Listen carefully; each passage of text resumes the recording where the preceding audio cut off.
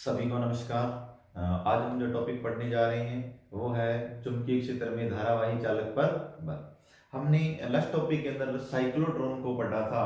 Cyclotron किस सिद्धांत पे कार्य करता है, क्या काम में आता है, क्या उसकी रचना है, बनावट, कार्यविधि, हमने सब पढ़ा। और आज हम बात करने जा रहे हैं धारावाही चुंबकीय क्षेत्र के अंदर धारावाही चालक के ऊपर बल निकालेंगे। तो टॉपिक रहेगा चुंबकीय क्षेत्र में धारावाही चालक पर बल। तो हमने एक चुंबकीय क्षेत्र लिया है मैग्नेटिक फील्ड बी। तो ये एक समान चुंबकीय क्षेत्र लिया गया है जिसे हम बी वेक्टर से रिप्रेजेंट कर रहे हैं। इसके अंदर एक धारावाही चालक रखा गया है। ये इस प्रकार से हमने एक धारावाही चालक को रखा है जिसकी लंबाई एल है। ये चालक रखा गया है जिसकी लंबाई हम लोग एल ले रहे हैं, ये एल। ये इस प्रकार से चुंबकीय क्षेत्र भी रखते। और चुंबकीय क्षेत्र के साथ जो एल लंबाई का धारावाही चालक है वो थीटा कोण बना रहा है। एल लंबाई का धारावाही चालक तार रखा गया है इस प्रकार से, एक लंबा चालक तार है जिसके अंदर आई धारा प्रवाहित हो रही है। इसमें आई धारा प्रवाहित करवा रहे हैं, एल लंबाई का चालक तार है और चुंबकीय क्षेत्र जो बी वेक्टर है इसके साथ ये थीटा कोण बना पा रहा है। ये हमें यहां से दिखाई दे रहा है। अब हम क्या करेंगे, इसके अंदर धारा प्रवाहित करवाते हैं। तो इसके अंदर क्या होता है, एन इलेक्ट्रॉन है, जो ई इलेक्ट्रॉन को ई होता है और एन इलेक्ट्रॉन जो है इसके अंदर प्रवाहित हो रहे हैं। इसका अनुप्रस्थ काट क्षेत्रफल हम ए ले लेते हैं और इसकी लंबाई एल है। तो इसके अंदर जो प्रवाहित होने वाला आवेश होगा वो कितना हो जाएगा, Q is equal to N E A L. ये हम लोग पहले भी पढ़ के आ चुके हैं। जो अनुगमन वेग हमने पढ़ा था, ड्रिफ्ट वेलोसिटी, वहां हमने धारा में संबंध निकाला, अनुगमन वेग में, विभवांतर में। तो वहां से ये वहां भी आ चुका है कि Q is equal to N E होता है। ये हमने पढ़ा है, आवेश का एक नियम था। तो एन इलेक्ट्रॉनों की संख्या होती है, ई इलेक्ट्रॉन पर आवेश होता है, Q उस वस्तु के ऊपर पूरी पर आवेश आ जाएगा। और उसका यदि एल लंबाई है, ए अनुप्रस्थ काट क्षेत्रफल है, एन इलेक्ट्रॉन है और ई इलेक्ट्रॉन पर आवेश है, तो पूरे पर जो आवेश होगा इसमें प्रवाहित होने वाला वो Q is equal to N E A L हो जाएगा। तो इसमें प्रवाहित होने वाला आवेश जो है वो Q is equal to N E A L. और जो इलेक्ट्रॉन इसके अंदर प्रवाहित हो रहे हैं वो ड्रिफ्ट वेलोसिटी से प्रवाहित हो रहे हैं, अनुगमन वेग से निश्चित दिशा में जो है निश्चित वेग से प्रवाहित हो रहे हैं। उस वेग को हम अनुगमन वेग, अपवहन वेग या अपवाह वेग कहते हैं। ड्रिफ्ट वेलोसिटी वी डी है, इसको प्रदर्शित करते हैं। तो इसके अंदर एल जो है आई धारा प्रवाहित हो रही है। आई धारा प्रवाहित होने पर जो बी चुंबकीय क्षेत्र के अंदर ये रखा गया है थीटा कोण के ऊपर, तो इसके ऊपर लगने वाला जो चुंबकीय बल होगा, चुंबकीय बल का परिमाण क्या होगा, F is equal to Q V B sine theta होता है। Q V B sine theta, ये हम पढ़ के आ चुके हैं। चुंबकीय बल का परिमाण पीछे Q V B sine theta होता है। ये चुंबकीय बल लॉरेंट बल में भी आया हुआ है। और v यहां पर वी डी के बराबर है, अनुगमन वेग जो है v, उसकी ड्रिफ्ट वेलोसिटी से इलेक्ट्रॉन गमन कर रहे हैं। तो आगे हम क्या करते हैं, q की वैल्यू पुट कर देते हैं। q की वैल्यू है एन ई ए एल। हम ये q की वैल्यू इस इक्वेशन में पुट करेंगे तो क्या प्राप्त होगा, N E A L V D और b साइन थीटा। तो हम इसको इस प्रकार से लिख सकते हैं। हमने सिर्फ Q की वैल्यू उठा करके इस इक्वेशन में रख दी है, F is equal to Q V sine theta के अंदर। अब हम लोगों ने पढ़ा है अनुगमन वेग और विद्युत धारा में संबंध। एक टॉपिक आ चुका है लास्ट, पहले चैप्टर में पढ़ा हमने, Q is equal to N E A V D. तो I is equal to N, विद्युत धारा के अंदर हम पढ़ के आ चुके हैं, I is equal to N E A V D होता है ड्रिफ्ट वेलोसिटी और विद्युत धारा में संबंध, यानी कि अनुगमन वेग और विद्युत धारा में संबंध इस फॉर्मूले से प्रदर्शित होता है। I धारा, n इलेक्ट्रॉनों की संख्या, E इलेक्ट्रॉन पर आवेश, A अनुप्रस्थ काट क्षेत्रफल और वी डी अपवाह वेग, अनुगमन वेग होता है। तो हम N E A V D की जगह I लिख ले लेते हैं। तो I L B sine theta, तो ये हमें इसके ऊपर बल प्राप्त होगा F is equal to I L B sine theta. अगर हम यहां से साइन थीटा हटाते हैं, इनकी सदिश रूप में लिखें, तो ये बन जाएगा I L vector cross B vector. तो इसके ऊपर लगने वाला जो बल होगा वो इस प्रकार से लंबवत दिशा में, वो हम निकालेंगे, इसकी दिशा I L vector cross B vector होता है। तो इस प्रकार से जो हम इसके ऊपर बल है वो ज्ञात कर सकते हैं। एक समान चुंबकीय क्षेत्र बी वेक्टर है, इसके अंदर एल लंबाई का धारावाही चालक लिया गया है जो कि इसके साथ थीटा कोण के ऊपर रखा गया है, चुंबकीय क्षेत्र के साथ थीटा कोण बना रहा है, और इसके अंदर आई धारा प्रवाहित हो रही है। इसके ऊपर हमें बल निकालना है, भी बल कितना लगेगा। तो इसके अंदर आई धारा प्रवाहित हो रही है, तो एन इलेक्ट्रॉन ये आवेश है, ए अनुप्रस्थ काट क्षेत्रफल, एल लंबाई है, तो इसमें प्रवाहित होने वाला आवेश जो है वो Q is equal to N E A L होगा। और फिर इसके ऊपर v d अनुगमन वेग है, इसके ऊपर अनुगमन वेग से इलेक्ट्रॉन इसके अंदर प्रवाहित हो रहे हैं अपवाह वेग से। तो लगने वाला जो चुंबकीय बल का परिमाण ज्ञात करेंगे, तो F is equal to Q B sine theta होता है।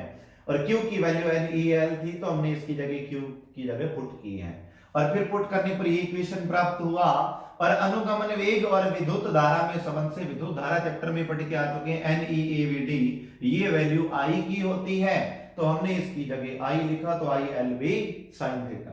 सदिश रूप में लिखेंगे तो साइन थीटा हटाते हैं तो क्रॉस प्रोडक्ट, और कोस हटता है तो डॉट आता। फिर हम देखेंगे इसके अंदर कुछ विशेष स्थितियां, विशेष स्थितियां।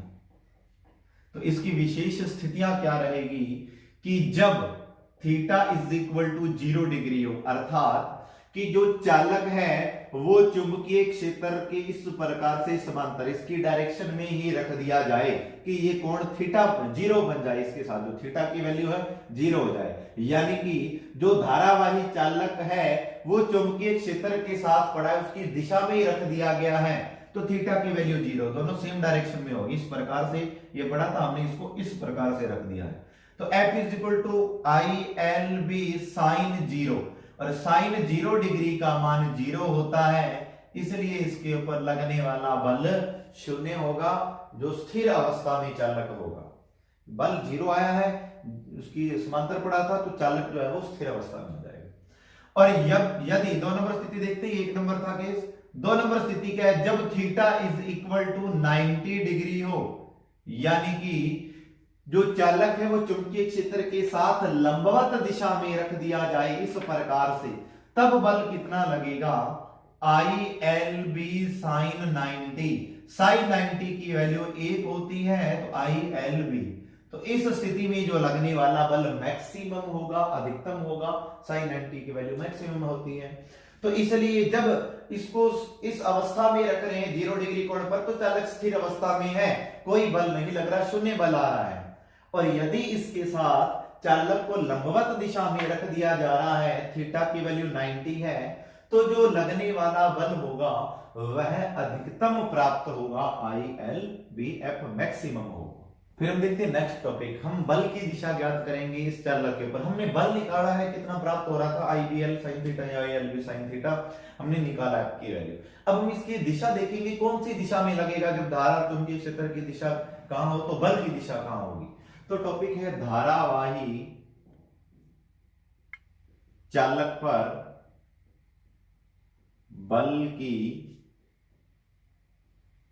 दिशा। तो इसके लिए कुछ नियम आते हैं। तो 1 नंबर जो नियम है वह है फ्लेमिंग के बाएं हाथ का नियम।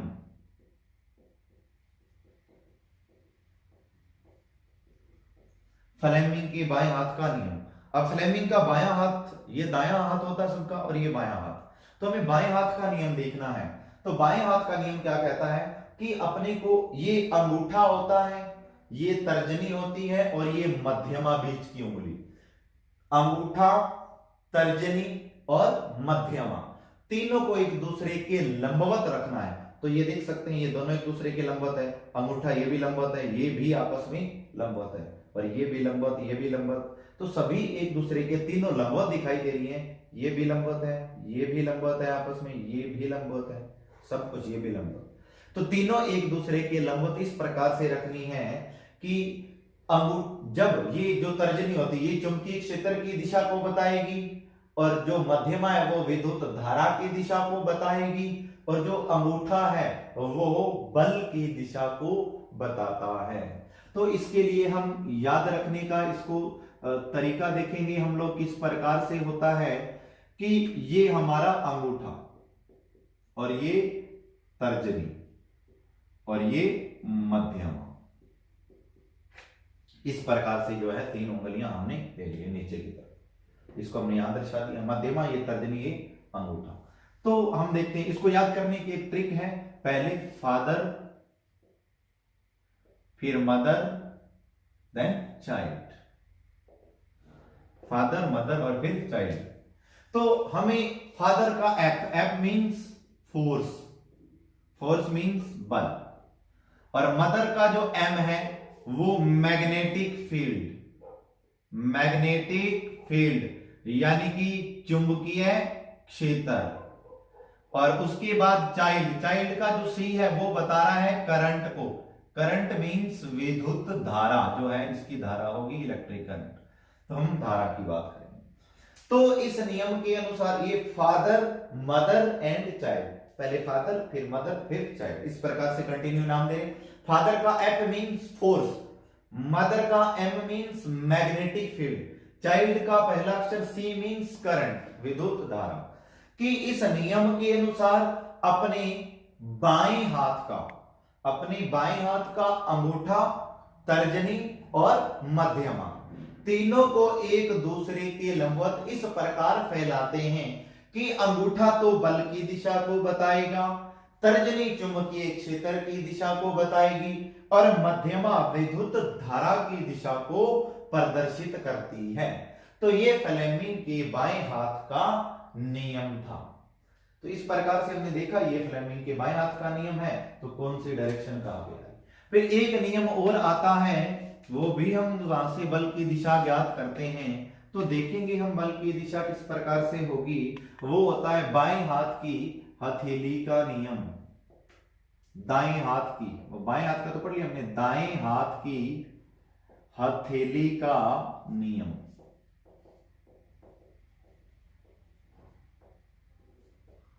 तो दाएं हाथ की हथेली का नियम देखते हैं। तो दायां हाथ ये होता है इसकी हथेली का नियम कि अपनी उंगलियां और अंगूठा इनको एक दूसरे के लंबवत रखना है। तो उंगलियां तो इधर है और अंगूठा इधर है, तो ये एक दूसरे के लंबवत दिखाई पड़ रही है हमें।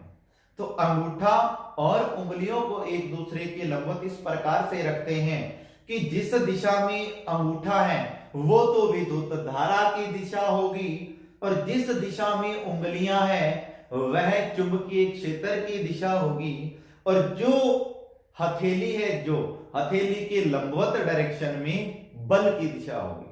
कि यदि धारा इस दिशा में जा रही है तो अंगूठा इधर रखेंगे तो चुंबकीय क्षेत्र की दिशा इधर होगी, तो बल की दिशा ऊपर की ओर होगी, हथेली के लंबवत ऊपर की ओर। और यदि धारा इस डायरेक्शन में जा रही है तो अंगूठा इधर रखेंगे और उंगलियां इधर जाएगी चुंबकीय क्षेत्र में, तो हथेली नीचे की तरफ जा रही है तो बल की जो दिशा है वो नीचे की तरफ होगी। यदि धारा ऊपर है तो अंगूठा ऊपर रखेंगे, उंगलियां इधर है तो चुंबकीय क्षेत्र इधर, तो बल की दिशा इस डायरेक्शन में। और यदि धारा नीचे जा रही है तो अंगूठा नीचे रखेंगे, चुंबकीय क्षेत्र इधर और बल की दिशा इधर, हथेली के लंबवत दिशा में बल की दिशा होती है। तो यहां से हम ये नियम थे, तो हम यहां से जो बल लग रहा है इसके ऊपर चुंबकीय क्षेत्र धारा की दिशा देखते हुए बल की भी दिशा को हम ज्ञात कर सकते हैं।